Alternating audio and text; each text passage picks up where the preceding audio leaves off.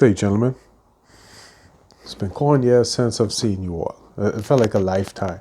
Anyway, I was busy. I was compiling this list of stuff from Pinterest for Man Talk.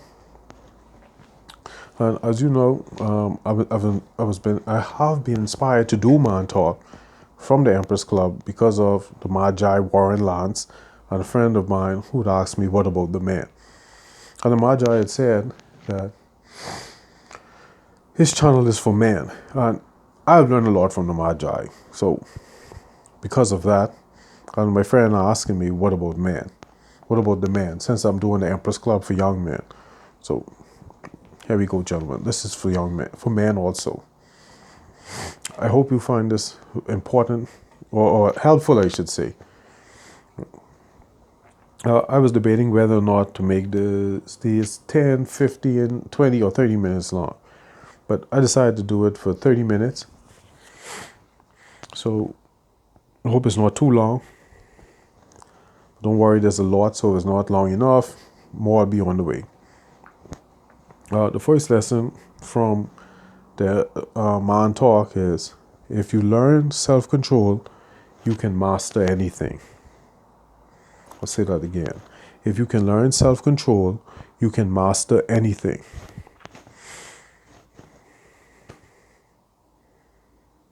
Gentlemen, this is what separates us from the animals, even though we animals. We are not governed by basic instinct. Well, I'm smiling because my nephew just came in here, and of course, me had to redo the video over, and this came to mind. So I'm laughing, smiling to myself because new information came to me just now. Learning self-control is what elevates human beings from animals. This is how you achieve your divinity. This is how you elevate yourself from being an animal, from being ruled and governed by basic instinct. This is how you change lead into gold. But anyway, gentlemen, if you learn self-control, you can learn to master anything. Because you are now operating and vibrating on the divine frequency. All right. Next lesson. Well, next quote, I should say. You're not rich until you have something that money can't buy. When I read this, my mind went on my teachers. And on something Plato had said, that parents give life, but teachers determine the quality of that life. And that's the God honest truth. And my spirit is disturbed when I meet people who didn't have good teachers. I had good teachers, formal and informal. I mean, I have other things I have that money can't buy, but having good teachers, to me, is the greatest riches in the world. And of course, health, a sane mind, you know, having your family, good, real friends, those two, those are important. But for me, after reading what Plato said, that teachers determine the quality of your life, and I had awesome teachers. That's why this, gentleman, is serious business. You're not rich until you have something that money can't buy. And I hope you had good teachers. And if not, I hope I could be a good teacher, so to speak. Speaking of which, this goes right into it. Never sacrifice these three things: your family, your heart, or your dignity. I say it again because there's nothing to talk about. Never sacrifice these three things: your family, your heart, your dignity. Excuse me. Nothing is worth this. Nothing. Nothing, nothing, nothing, nothing. Nothing is worth it. No money, no fame, no power, no position. Nothing is worth that. Family is out of the question. That's not even on the table. That's no issue. Dignity, no issue.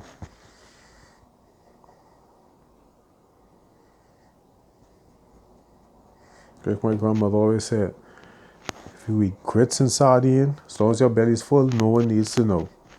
So I don't need to sacrifice my dignity and honor to eat good, to live good. As long as my belly's full, my clothes are clean, and I wear them neat, I'm good.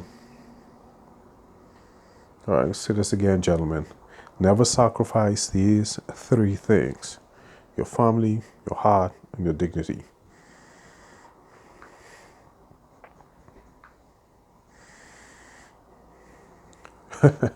This is good. I like this. You're cheeky. The bad news is time flies. The good news is you're the pilot. By Michael Altshuler. Altshuler. Altshuler. Michael Altshuler. The bad news is time flies. The good news is you're the pilot. Sweet Jesus, that is awesome.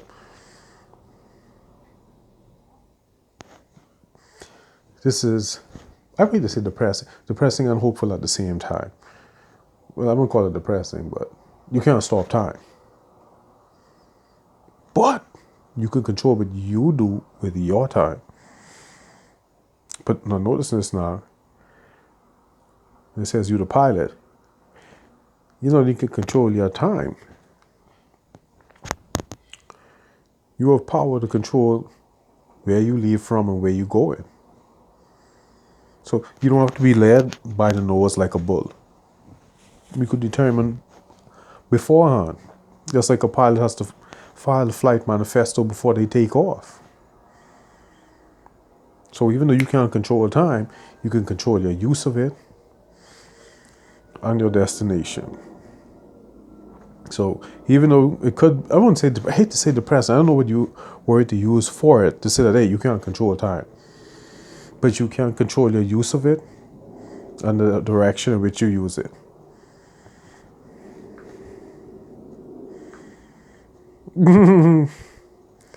Oh, this is something my grandmother says this, but a different way. I can give you that. It's a Chinese proverb. If you don't want anyone to find out, don't do it. If you don't want anyone to find out, don't do it. Now, my grandmother used to say, live your life as if the light on all the time. Live your life as if the light is on all the time. Like that, but this was more poetic. If you don't want anyone to find out, don't do it. The Chinese proverb.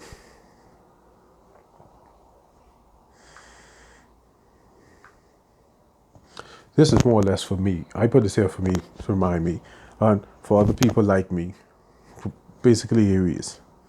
Patience is bitter, but its fruit is sweet. This quote is by Aristotle. Patience is bitter, but its fruit is sweet. For me, I'm going to say this again. Patience is bitter, but its fruit is sweet. My fellow Aries, this for you. Patience is bitter, but its fruit is sweet. That's a heavy cross to bear, but you know, the end result of exercising patience is a sweet fruit.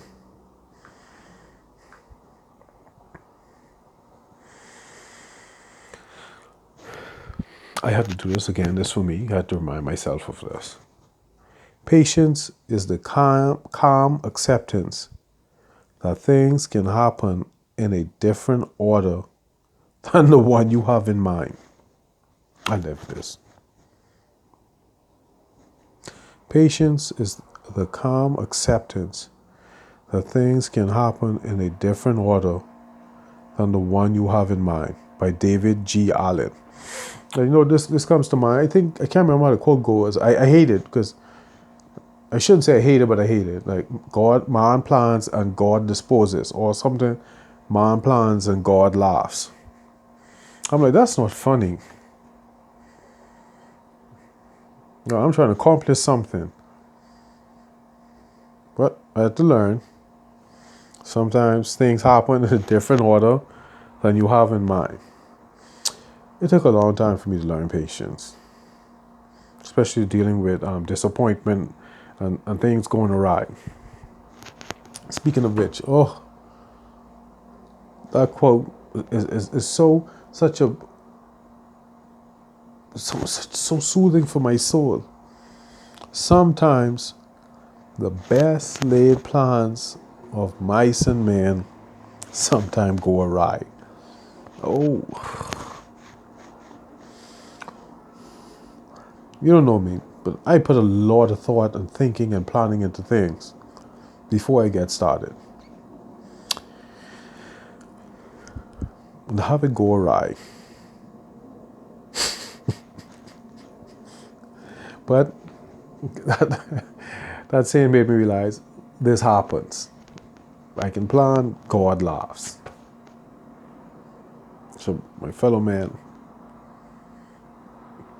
be prepared if your plans go awry. Do not lose your patience. Vent, worry coat, reassess what happened, find out what happened, what went wrong. Maybe nothing went wrong. The timing may be wrong. You may be going on the wrong path. And the sad thing is, it only takes time for you to see it, for it to come to you. So, all I'm saying, gentlemen, especially my fellow Aries, exercise patience. Because sometimes the best laid plans go awry.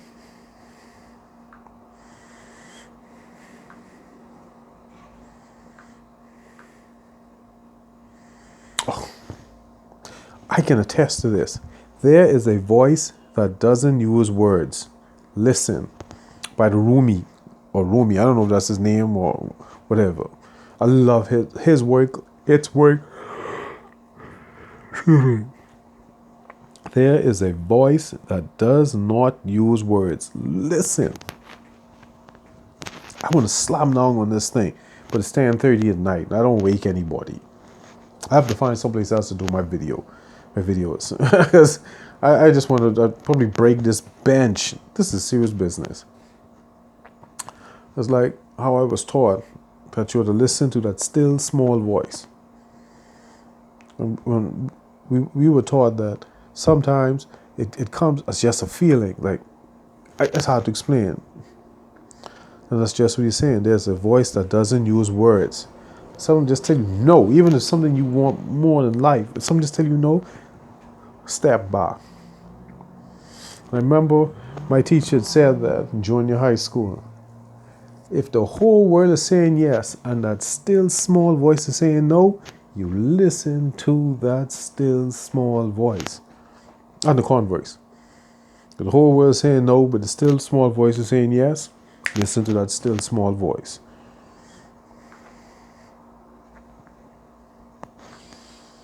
This is why I read a lot, gentlemen.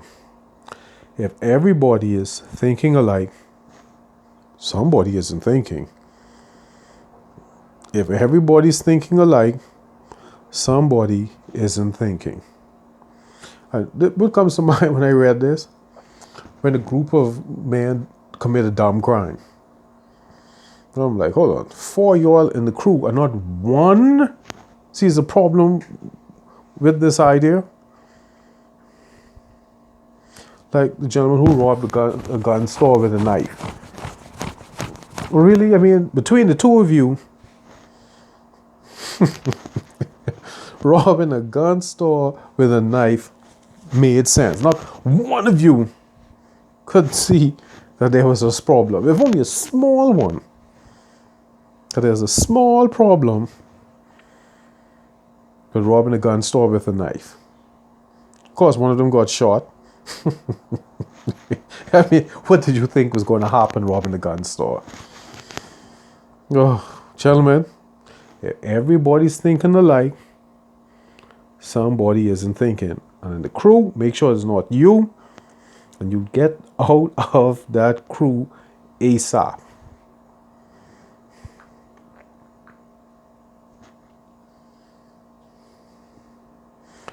What you do speaks so loudly that I cannot hear what you say. This from my main man, Ralph Waldo Emerson.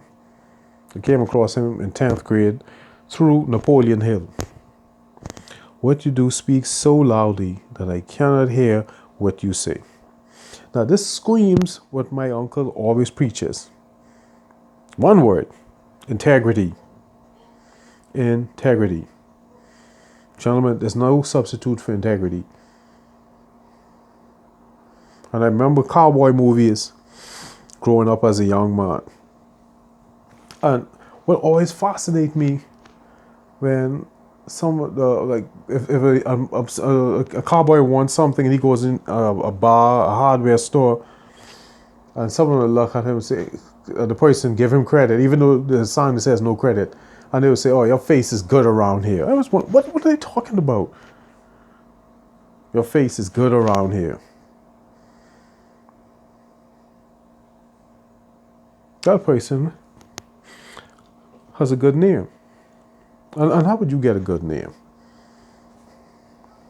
And Solomon said it best: a good name is worth more than riches. Gentlemen, make sure what you do speaks so loudly that people can't hear what you say. Conduct yourself with integrity so that your face can be good anywhere. Like I say, I think it's in New York, so my name ring bells. I love that. It's basically saying the same thing. All right. Get your name count for something, people. Gentlemen. That your actions match what you say. Integrity is beyond important, gentlemen.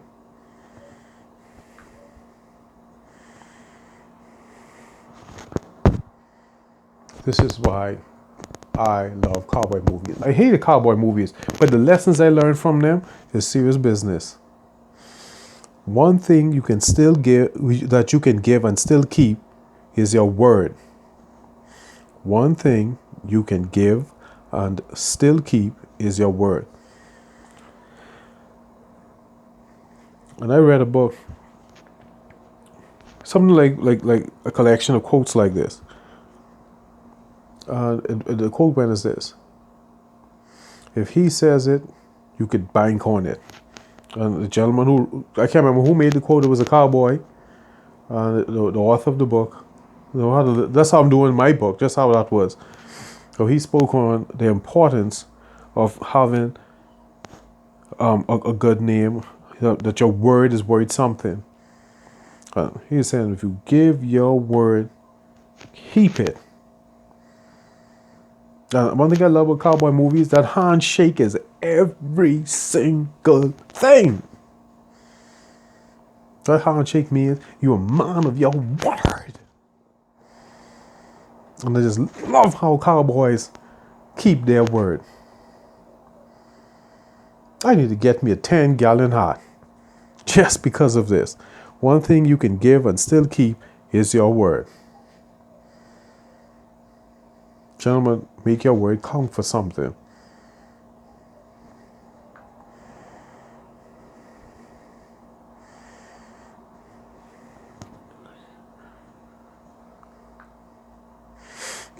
I'll go with this. I mean, it seems like going off on a tangent. But anyway. There's no security on this earth. There's only opportunity. By Douglas MacArthur. I need to tell you who that's coming from. The general himself. There's no security on this earth. There's only opportunity.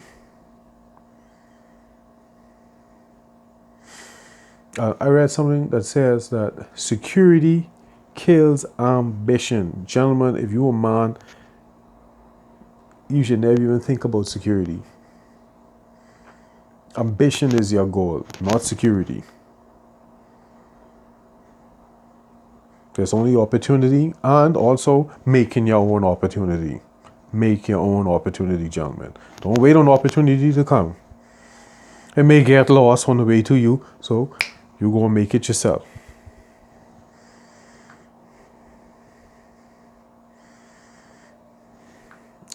This is interesting. This made my life change when I read Gaijin.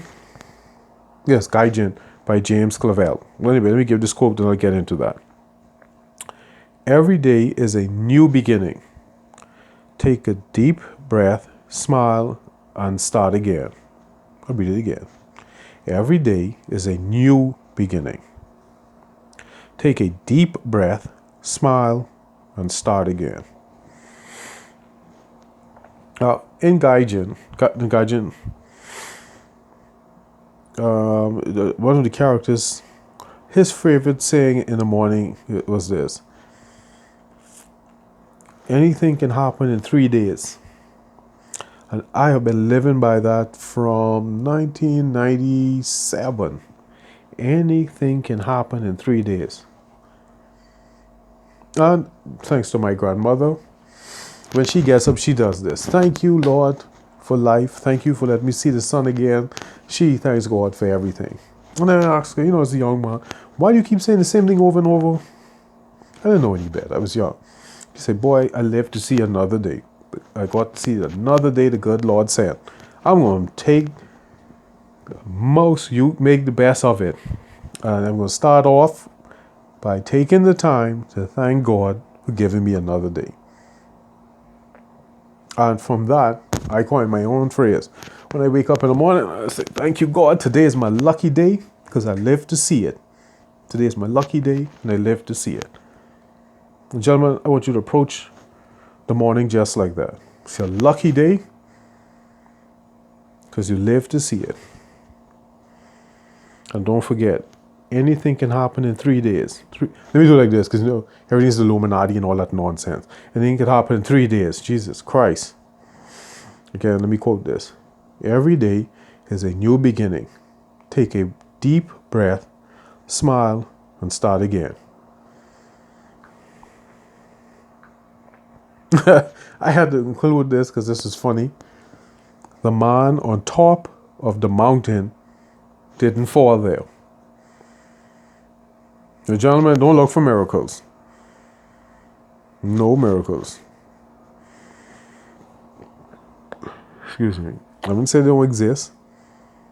But like this quote says, the man on top of the mountain didn't fall there. Can't look for miracles, gentlemen. Gotta climb that mountain. Like the Chinese say, Confucius says, patient man flatten mountain a spoonful at a time. That's all you gotta do, gentlemen. Just do a spoonful at a time. And before long, you'll be on top of the mountain. I didn't say don't believe in miracles. I'm just saying do your part. Let the miracle happen, but you do your part.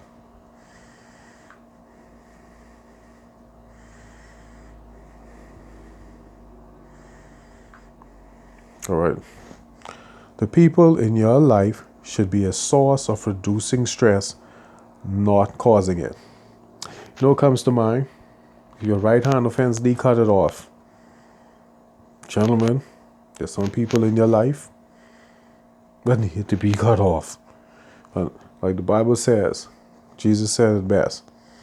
It's better to enter heaven with one hand than to go to hell with two. Go to hell with two hands.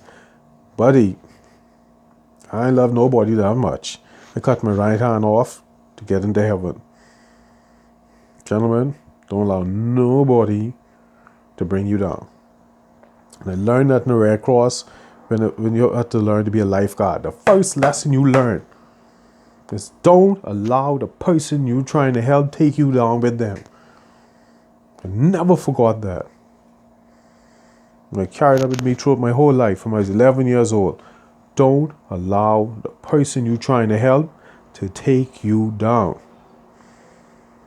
Or as my friend says, don't be a mule. What's up, Bonnie?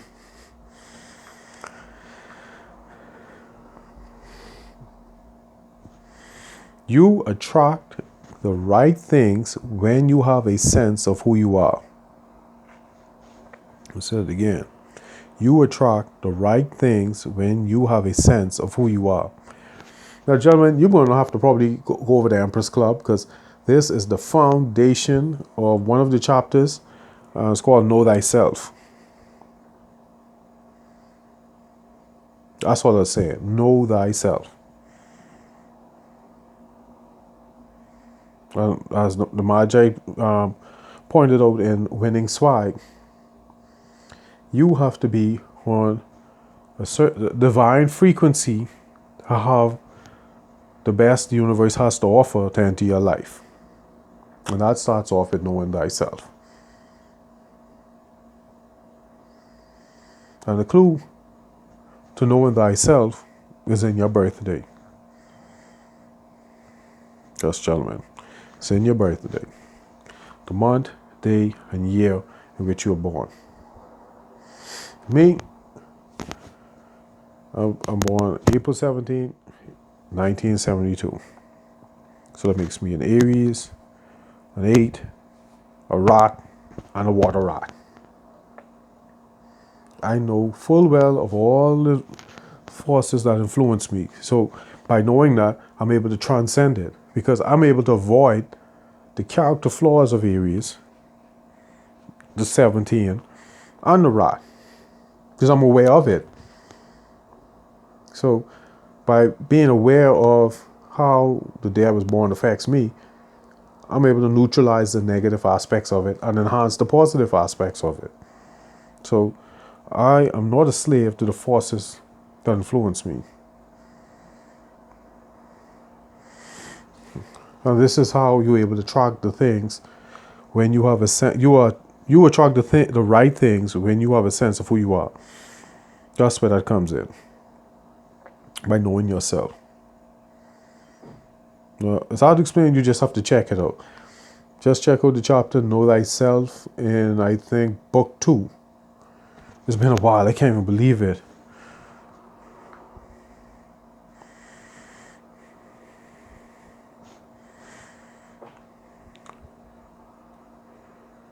All right. This is the last one because I'm on the 27 minute. Thinking is difficult. That's why most people judge. Thinking is difficult. That's why most people judge. You know, I have a quote. I saw some quote in here earlier. I don't know if it was this, but it says that don't assume, ask. And I noticed that about people. You know, I would ask someone something about themselves rather than to assume it. And you know what? What you assume has nothing to do with how it really is.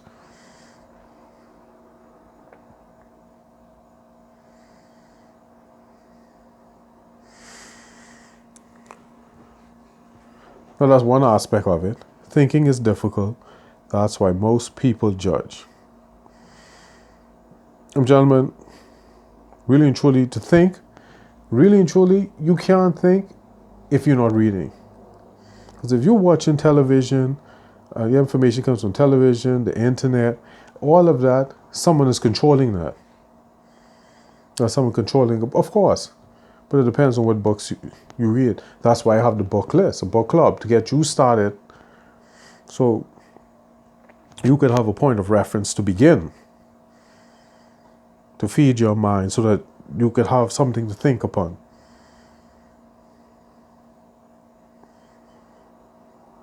Anyway, gentlemen, that's 28 minutes. I have nothing else to say. I'll catch you on the flip side.